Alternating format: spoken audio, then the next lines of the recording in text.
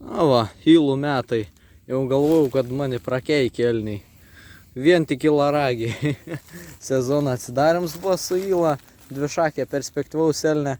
Tada antras radinuks buvo šakė nulaužta elnė, karonikiai buvus jauna. O čia dabar yra rimtesnis reikalas. O taip. Pamačiau tai. Na taip ir nujaučiu, nuo ten ateidinėjau. Maždaug nuo ten kažkaip, sakau, reikia taip kreivazuoti. Žiūrėt, va, žandikauliai mėtos, reikės susirinkti abudu.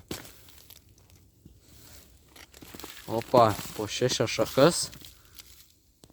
Tarpinė nulaužta. Bet jau čia vyresnė elnė.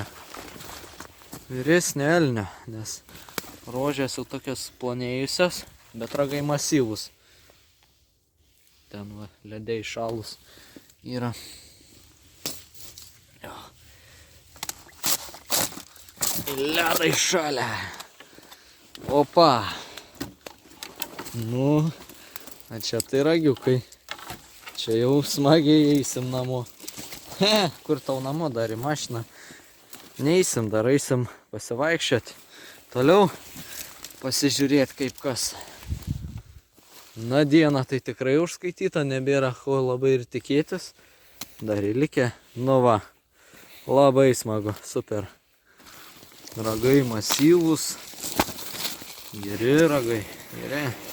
Ne tokie kaip praeitą galvą, bet vis tiek šitie jau skėtra gera. Jau ilgis geras, žiūrėsis tikrai jau gerai ant sienos. Super, super, žiauriai faina.